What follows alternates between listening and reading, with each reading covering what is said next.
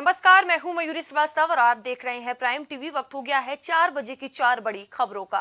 लोकसभा चुनाव के पहले बीजेपी संगठन को मजबूत करने में लगी है। बताया जा रहा है कि मंडल, जिला और क्षेत्रीय संगठन में बदलाव होगा। वहीं जिला अध्यक्ष बदले जाने को लेकर बीजेपी ने पर्यवेक्षक बनाए हैं, जिसके लिए 98 संगठनात्मक जिलों में पर्यवेक्षक नियुक्त किए गए हैं। पर्यवेक्षक सांसद, विधायक, वरिष्ठ नेताओं से चर्चा करेंगे। बता दें कि उत्तर प्रदेश में 50 से ज्यादा बीजेपी जिला अध्यक्ष बदले जाएंगे। वहीं पर्यवेक्षक अपनी रिपोर्ट प्रदेश महामंत्री संगठन को सौंपेंगे। बता दें 2024 के चुनाव को देखते हुए भारतीय जनता पार्टी कोई भी कसर नहीं छोड़ रही है। मिशन 2024 को लेकर Bharatiya Janata party action mode में नजर आ रही है। जहां एक तरफ संगठन में बदलाव की बात कह रही है, वहीं जनता के बीच जाकर लगातार संवाद कर रही है। बता दें कि चुनाव को देखते हुए भारतीय जनता पार्टी कोई भी कसर नहीं छोड़ रही है। मिशन 2024 को लेकर Bharatiya Janata party action mode में नजर आ रही। लोकसभा चुनाव के पहले बीजेपी संगठन को मजबूत करने में जुटी हुई है। और इस खबर पर अधिक जानकारी के साथ हमारे सहयोगी गौरव हमसे जुड़ चुके हैं। गौरव, देखिए, लोकसभा चुनाव को लेकर भारतीय जनता पार्टी कोई भी कसर नहीं छोड़ रही है। लोकसभा चुनाव के पहले बीजेपी संगठन को मजबूत करने में लगी हुई है। क्या कुछ रणनीति लेकर चल रही है भारतीय जनता पार्टी? बीजेपी की बात करें तो बीजेपी हमेशा चुनावी मोड में रहने वाली पार्टी है और बड़ी पार्टी पर जिम्मेदारी बड़ी है, क्योंकि यहाँ पर बीजेपी लगातार उत्तर प्रदेश में 80 सीटें जीतने का दावा भी कर रही है और ये भी कह रही है कि इस बार हम केंद्र में हैट्रिक बनाने जा रहे हैं। तो कहीं ना कहीं जब इतने बड़े दावे आप करें, उसकी आपको तैयारी करनी पड़ेगी। तो यहाँ पर कोई कसर नहीं होनी चाहिए और लगातार इसके लिए पर्यवेक्षक भी किए जा रहे हैं। उसको लेकर लगातार जो बदलाव है वो भी लगातार देखा भी हमने हाल में देखा है कि आरक्षण के तमाम प्रचारकों को बदला गया था, तमाम को बदला गया था। प्रधानमंत्री नरेंद्र मोदी भी लगातार कार्यकर्ताओं को वोट दे रहे हैं किस तरह आने वाले समय में हमको 24 चुनाव लड़ना है। अभी हाल घटनाक्रम की बात करें तो अभी इस साल मध्य प्रदेश में चुनाव होना है, छत्तीसगढ़ में चुनाव होना है, राजस्थान में चुनाव होना है, हो सकता है कि जम्मू और कश्मीर में भी चुनाव हो। तो कहते हैं कि यहाँ पर विधानसभा चुनाव का भी यहाँ पर जो सरगर्मी है वो भी जारी रहेंगी, उसकी मजबूती जरूरी है। उसके अलावा उत्तर प्रदेश में महत्वपूर्ण तरीके से यहाँ पर काम करना जरूरी है। इसके लिए लगातार मेहनत चल रही है, क्योंकि यहाँ पर अगर एक की कुर्सी पाना है तो रास्ता उत्तर प्रदेश से होकर जाता है। बीजेपी ये बड़ी तरीके से जानती है और इसलिए बीजेपी उत्तर प्रदेश में लगातार मेहनत करने का काम कर रही है, रणनीति बना रही है। क्या पर्यवेक्षक की बात करें, क्या जिलाध्यक्ष की बात करें, क्या बदलाव की बात करें, लगातार तमाम चीजों पर यहाँ पर काम हो रहा है। और उसी के कारण ये है कि बीजेपी लगातार अपने आप को बनाए रखती है चुनावों को देखते हुए। तो गौरव, जिस तरह से भारतीय जनता पार्टी काम कर रही है, संगठन में बदलाव की बात कह रही है, मजबूती की बात कह रही है, जनता के बीच जा रही, तमाम कार्यक्रम कर, क्या कितना इससे फायदा मिलेगा भारतीय जनता पार्टी को आगामी चुनाव में? देखिए, सबसे महत्वपूर्ण बात यहाँ पर है, जब आप कोई काम करते हैं उसका आपको लाभ मिलता है और काम जब धरातल पे होता है तो कहीं ना कहीं इसकी आपको लाभ भी मिलता आ रहा है। हमने देखा है निकाय चुनाव में बीजेपी ने बहुत मेहनत की और 17 नगर निगमों में मेयर प्रत्याशी उनके जीत कराए। इसके अलावा जो अगर हम बात करें नगर चुनाव में तो वो खाता यहाँ पर लाभ मिला है। तो कहीं ना कहीं यहाँ पर मेहनत करेंगे तो उसका लाभ आपको मिलेगा। अगर अन्य पार्टी की बात करें, समाजवादी पार्टी की बात करें, बसपा की बात करें, कांग्रेस की बात करें, तो चुनाव लड़े ही नहीं। आम आदमी पार्टी की बात करें, उन्होंने मेहनत की तो वहाँ पर उनको लाभ भी मिला है। 7 नगर पंचायत और 4 नगर पालिका हमारी पार्टी जीत कराई है। लगभग 100 के लगभग उनकी तरफ जीत कराए है सभासद स्तर पे। तो कहीं ना कहीं आप काम करते हैं तो वो आपको परिणाम देता है। बीजेपी का उदाहरण, इसके अलावा आम आदमी पार्टी का उदाहरण वर्तमान में उत्तर प्रदेश निकाय चुनाव में हम ले चुके हैं। तो Samajwadi party, Bahujan Samaj party, Congress party ने चुनाव को बेहतर तरीके से पूरे प्रचार के साथ पूरी रणनीति नहीं चला था, तो उसका परिणाम भी सामने है। जब मेहनत करते हैं और लगन से काम करते, रणनीति बनाते हैं, बदलाव करते हैं, समय समय लोग जिम्मेदारी बदलते हैं तो उसका लाभ मिलता है। और एक उदाहरण जो आपके सामने है वो निश्चित रूप से मेहनत के परिणाम के उदाहरण है। जी। तो गौरव, जिस तरह से आप बता रहे हैं कि भारतीय जनता पार्टी मेहनत कर रही है, तैयारी में जुटी हुई है, लेकिन एक तरफ देखें जो मुख्य विपक्षी पार्टी है वो विपक्षी एकता को मजबूत करने में जुटे हुए हैं। तो क्या आगामी चुनाव चुनौतीपूर्ण हो सकता है भारतीय जनता पार्टी के लिए?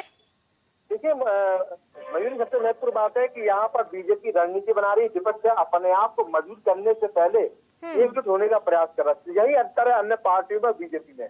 बीजेपी यहाँ पर अपनी रणनीति बना रही है, लगातार बदलाव कर रही है, लोगों को जिम्मेदारी सौंप रही है, लगातार अभियान चला रही है। तो भाई विपक्ष अपने आप को एकजुट करने का प्रयास कर रहा है। हालांकि अभी एकजुट होने की बात यहाँ पर स्पष्ट इसलिए नहीं हो पाई है कि तमाम मुद्दे ऐसे हैं जिन पर विपक्ष की भी एक राय नहीं बन रही है। कौन नेतृत्व करेगा, कौन कैसे करेगा, तमाम से अगर हम बात करें, हमारी पार्टी लगातार विपक्ष की एकता को लेकर बात कर रही थी, कह रही थी केंद्रीय अध्यादेश दिल्ली सरकार के खिलाफ आया, इसमें सहयोग करें।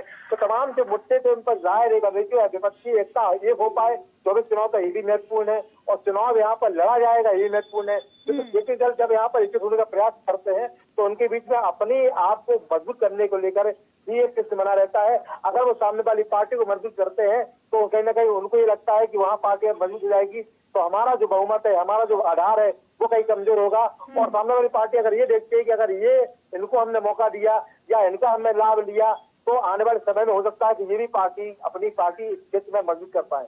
तो कहीं ना कहीं यहाँ पर जो एक राय है वो भी बननी बहुत जरूरी है।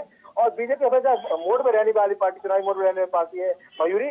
तो यहाँ पर रणनीति से ज्यादा यहाँ पर बेहतर तरीके से परिणाम सामने आते हैं, और विपक्ष को यहाँ पर युद्ध करने का प्रयास तो करना ही करेगा अगर बीजेपी चुनौती दे। इसके अलावा उनको अपनी पार्टियों में भी बदलाव और मेहनत अभियान चलाने पड़ेंगे मयूरी। जी धन्यवाद गौरव, हमसे जुड़ने के लिए, तमाम जानकारियों के लिए।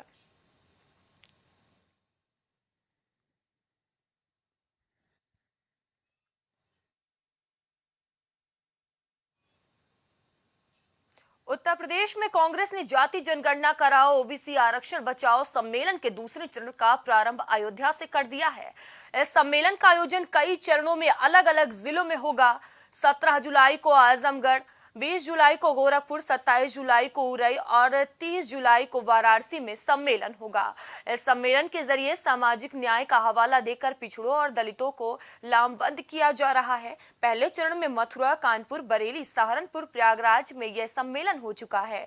कांग्रेस पिछड़ा वर्ग विभाग के प्रदेश अध्यक्ष मनोज यादव ने बताया कि इन सम्मेलन में जुटने वालों को जाति जनगणना की जरूरत के बारे में समझाया जा रहा है। बता दें, कांग्रेस ने सम्मेलन की शुरुआत की है। जाति जनगणना कराओ ओबीसी आरक्षण बताओ की शुरुआत अब अयोध्या से होने जा रही है। वहीं कई जिलों में भी सम्मेलन होगा। बता दें कि पहले चरण में मथुरा, कानपुर, बरेली, सहारनपुर, प्रयागराज में यह सम्मेलन हो चुका है। आगे भी अब अयोध्या से प्रारंभ हो चुका है। बता दें कि जहां एक तरफ सभी पार्टियां चुनाव को देखते हुए एक्शन मोड में नजर आ रही हैं, भारतीय जनता पार्टी अपनी तैयारी में है, समाजवादी पार्टी भी पूरी तैयारी से उतरी हुई है, वहीं कांग्रेस भी अब पीछे नहीं रहना चाहती। कांग्रेस भी फुल तैयारी में है, फुल मोड में है। जाति जनगणना कराओ ओबीसी आरक्षण बचाओ सम्मेलन कर रही है कांग्रेस। उत्तर प्रदेश कांग्रेस ने जाति जनगणना कराओ ओबीसी आरक्षण बचाओ सम्मेलन की शुरुआत अयोध्या से कर दी है। बता दें कि आगामी लोकसभा चुनाव को देखते हुए कोई भी पार्टी कोई भी कसर नहीं छोड़ रही है। जहां भारतीय जनता पार्टी में लगातार बैठकों का दौर जारी है, लगातार जनता के बीच भारतीय जनता पार्टी जारी महाजनसंपर्क अभियान चला रही है, वहीं समाजवादी पार्टी लगातार तैयारियों में जुटी हुई है। जहां अखिलेश यादव विपक्षी एकता को मजबूती देने में जुटे हुए हैं, वहीं अब कांग्रेस भी पीछे नहीं रहना चाहती। कांग्रेस जाति जनगणना कराओ ओबीसी आरक्षण बचाओ सम्मेलन करा रही है। यूपी में कांग्रेस का महाअभियान देखने को मिल रहा है। बता दें कि चुनाव को देखते हुए सभी पार्टियां तैयारियों में जुटी हुई हैं, वहीं कांग्रेस भी पीछे नहीं है। उत्तर प्रदेश कांग्रेस ने जाति जनगणना कराओ ओबीसी आरक्षण बचाओ सम्मेलन की शुरुआत अब अयोध्या से कर दी है।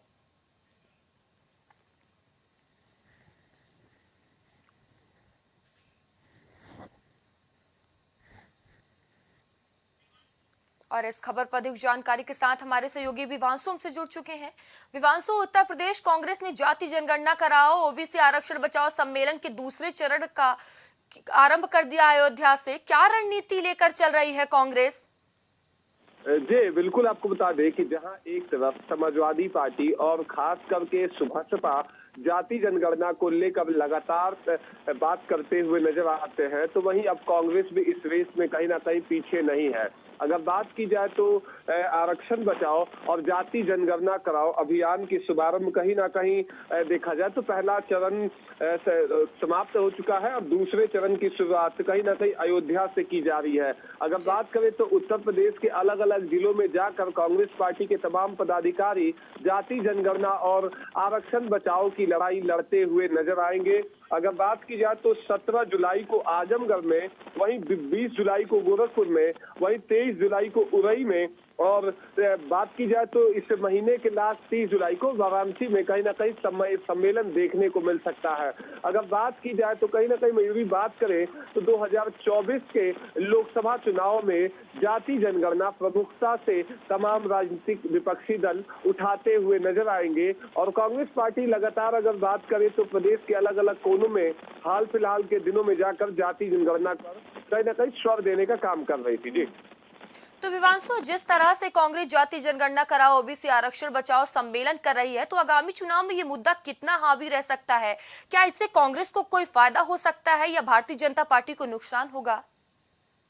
जी, निश्चित तौर पे अगर बात की जाए तो जब तमाम राजनीतिक दल जो विपक्ष में बैठे हुए हैं वो एक स्वर से कहीं ना कहीं आरक्षण की बचाव की लड़ाई लड़ रहे हैं और साथ ही जाति जनगणना की मांग को लेकर तेजी से आवाज उठाते हुए नजर आ रहे हैं। इससे साफ है कि 2024 के चुनाव में अगर आम जनमानस इस मामले को लेकर जागरूक होती है और आम जनमानस इस जाति जनगणना को लेकर जो ओबीसी एससी समाज है उनके अंदर महत्वाकांक्षा जगती है, तो निश्चित तौर पर इसका खामियाजा भारतीय जनता पार्टी को चुनावी नतीजों पर देखने को मिल सकता है। अब देखने वाली बात यह होगी कि जहां समाजवादी पार्टी विधानसभा चुनाव के अपने मैनिफेस्टो में कहीं ना कहीं जाति जनगणना के मुद्दे को प्रमुखता से उठाने की बात कही थी और उत्तर प्रदेश में अगर सरकार बनाती सपा तो इस बात को अपने कहीं ना कहीं मैनिफेस्टो में रखी थी कि अगर हम सरकार बनाएंगे तो जाति जनगणना कराएंगे। वहीं आपने देखा था कि बिहार से इस लड़ाई की शुरुआत हुई थी जाति जनगणना को लेकर।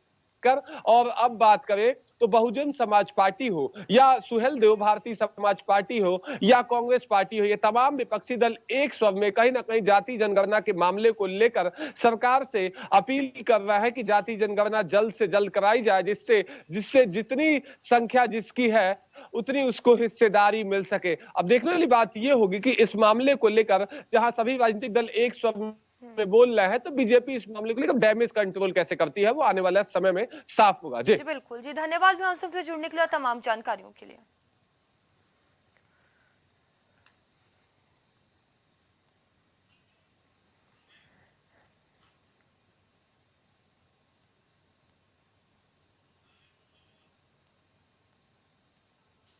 मौसम ने फिर करवट ले लिया है। जहां उत्तर भारत में लगातार बारिश हो रही है, बाढ़ जैसे हालात पैदा हो गए हैं। हालात ये है कि पहाड़ हो या मैदान, सब तरफ सिर्फ पानी ही पानी नजर आ रहा है। वहीं यूपी में मौसम का कहर इस कदर बरप रहा है कि लोगों की मौत की खबरें सामने आ रही हैं। बीते 24 घंटे में यूपी में 34 लोगों की मौत हो गई है। आकाशीय बिजली गिरने से 17 लोगों की मौत हो गई है, जबकि भारी बारिश से 5, तो वहीं पानी में डूबने से 12 की जान चली गई है और बिजली गिरने से 17 लोगों के झुलसने की खबर है। मौसम विभाग के मुताबिक प्रदेश में 17 जुलाई तक भारी बारिश की संभावना है। इसी को लेकर सीएम ने लखनऊ में राज्य के उच्च अधिकारियों के साथ बैठक की। इस दौरान मुख्यमंत्री ने बाढ़, जल भराव और राहत कार्यों की समीक्षा की। साथ उन्होंने राहत आयुक्त कार्यालय को अलर्ट किया और आवश्यक दिशा निर्देश भी दिए गए हैं। बता दें कि लगातार झमाझम बारिश हो रही है और ये बारिश अब कहर बनती हुई नजर आ रही है। बारिश इतनी हो रही है कि अब लोगों की मौत की खबरें भी सामने आ रही हैं। लोगों को तमाम तरह की दिक्कतों का सामना करना पड़ रहा है। जहां लोग एक तरफ बारिश झेल रहे हैं तो दूसरी तरफ जो सबसे बड़ी समस्या बनी हुई है वो जल भराव की है। ये 5 तस्वीरें आप देख सकते हैं। पहली सहारनपुर से है, दूसरी बुलंदशहर से और तीसरी मुरादाबाद से है, चौथी गाजियाबाद से है और 5वीं गोंडा से है, जहां बारिश का कहर देखने को मिल रहा है। लोगों को काफी दिक्कतों का सामना करना पड़ रहा है।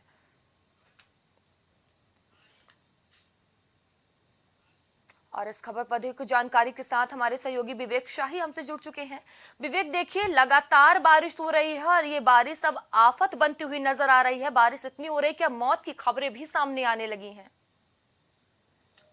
मयूरी, जिस तरीके से समूचे उत्तर भारत में बारिश ने अपना कहर जारी रखा है और जिस तरीके से अगर बात करें तो दिल्ली एनसीआर से हिमालय तक बारिश ने अपना कहर जारी रखा है। अगर बात करें तो दिल्ली एनसीआर में कई ऐसे पौष इलाके हैं जो अब जलमग्न हो चुके हैं और यमुना नदी का जलस्तर लगातार बढ़ने लगा है। हालत इतनी खराब हो गई है कि स्कूल और कॉलेज दिल्ली एनसीआर के क्षेत्र में आने वाले जितने स्कूल और कॉलेज है उनको बंद करने का निर्णय वहाँ के जिलाधिकारियों के द्वारा लिया गया है। और जिस तरीके से अगर देखा जाए कि पहले मानसून ने किचन का जो जायका खराब किया था। तमाम सब्जियों के दाम बढ़ गए थे, टमाटर के दाम जो है वो आसमान छू रहे थे, हरी सब्जियों के दाम आसमान छू रहे थे। तो इसके बाद लगातार कई ऐसे इलाके हैं जो भारी बारिश के बाद जलमग्न होकर देखे जा सकते हैं।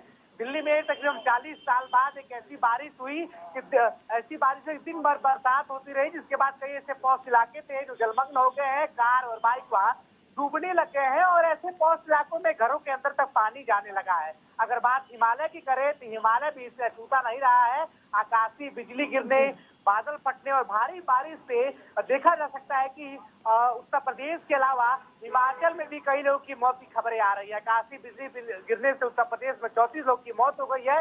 प्रयागराज से लेकर तमाम ऐसे इलाके हैं जहाँ पे आकाशीय बिजली गिरने से लोगों को नुकसान का सामना करना पड़ा है। अगर बात करें हिमालय की तो हिमाचल में ब्यास नदी ने अपना जलस्तर लगातार बढ़ाया है और बाढ़ जैसी स्थिति दिल्ली एनसीआर से लेके समूचे उत्तर भारत में और हिमाचल जैसे क्षेत्रों में लगातार बनी हुई है। विवेक, देखिए लोगों को तमाम तरह की दिक्कतों का सामना करना पड़ रहा है। मौत की खबरें भी अब सामने आ रही हैं, जलभराव से लोग जूझ रहे हैं। वहीं मौसम विभाग के मुताबिक प्रदेश में अभी 13 जुलाई तक भारी बारिश के आसार जताए गए हैं। क्या तैयारियां की गई हैं इससे निपटने के लिए? देखिए, जिस तरीके से लगातार बारिश को देखते हुए मौसम विभाग ने अपना पूर्वानुमान लगाया था कि 13 जुलाई तक ऐसी बारिश लगातार होती रहेगी और उसको देखते हुए उत्तर प्रदेश के मुख्यमंत्री योगी आदित्यनाथ ने आज अपने अधिकारियों के साथ बैठक की और राहत कार्य की समीक्षा की। इसके बाद अगर बात की जाए तो उन्होंने आपदा प्रबंधन को भी सख्त हिदायत दी है कि कार्यों को जो है वो तेजी से ऐसे जो प्रभावित क्षेत्र हैं, बाढ़ प्रभावित क्षेत्र है, जो जलमग्न इलाके हैं, वहाँ पे राहत और आपदा के काम तेजी से किया जा सके। इसके बाद अगर बात की जाए तो जिलाधिकारियों ने नदियों के जलस्तर को देखने की भी बात कह दी है और अलर्ट घोषित कर दिया है। ऐसे इलाके जो बाढ़ प्रभावित क्षेत्र में आते हैं वहाँ पे बाकायदा हेल्पलाइन नंबर को जारी कर दिया गया ताकि किसी भी आपातकाल स्थिति में उस हेल्पलाइन नंबर के माध्यम से लोग संपर्क कर सके और लोगों को होने वाली दिक्कतों से दूर उनको किया जा सके। साथ ही साथ एनडीआरएफ और एसडीआरएफ की टीमों को भी अलर्ट कर दिया गया है कि अगर स्थिति ऐसी होती है, भयावह होती है, तो एनडीआरएफ और एसडीआरएफ की टीम तय समय पर वहां पहुंच के वहां पर रेस्क्यू का काम कर सके और आपदा के प्रबंधन की टीमें जो है वहां से लोगों को निकाल सके और दूसरी सुरक्षित जगह ले जा सके। जी धन्यवाद विवेक, हमसे जुड़ने के लिए तमाम जानकारियों के लिए।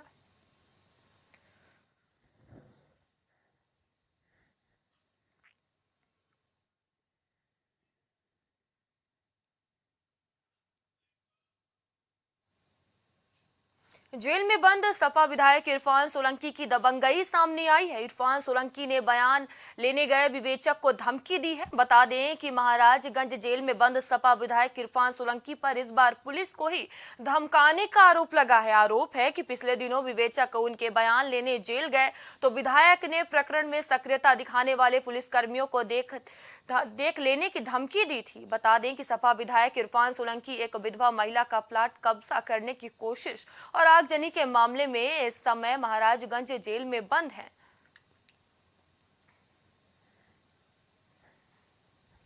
बता दें कि सपा विधायक की दबंगई देखने को मिली है। बयान लेने गए विवेचक को देख लेने की धमकी दी गई है।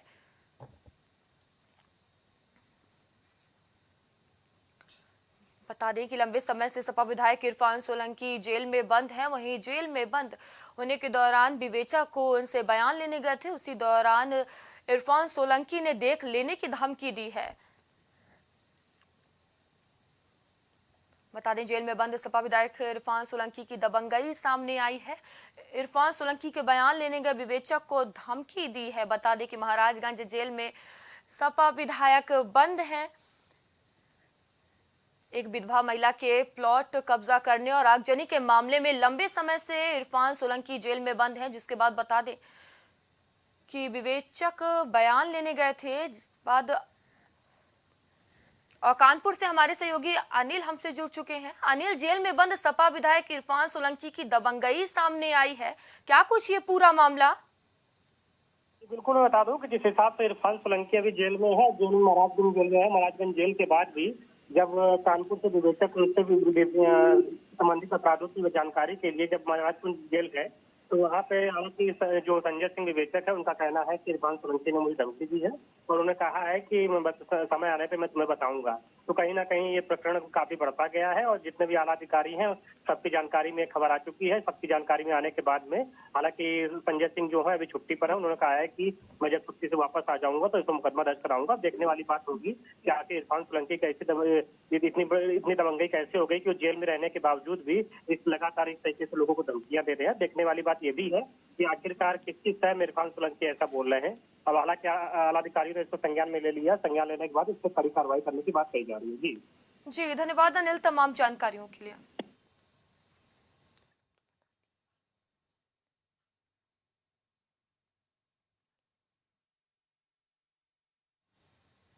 4 बजे की 4 बड़ी खबरों में अभी के लिए इतना ही। आगे आपसे फिर होगी मुलाकात, तब तक के लिए बने रहिए प्राइम टीवी के साथ। नमस्कार।